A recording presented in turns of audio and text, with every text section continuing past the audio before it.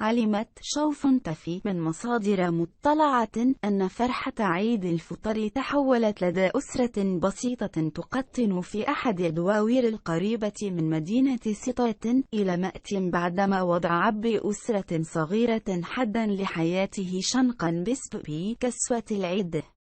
وتعود تفاصيل الواقعة حسب مصادرنا لمساء يوم الجمعة، عندما دخلت الزوجة في نقاش حاد مع زوجها الذي يشتغل في البناء حسب ظروف التطور إلى تبادل السب والشتم بينهما بسبب مطالبته منحها مصروف كسوة العيد لأطفالها الثلاثة.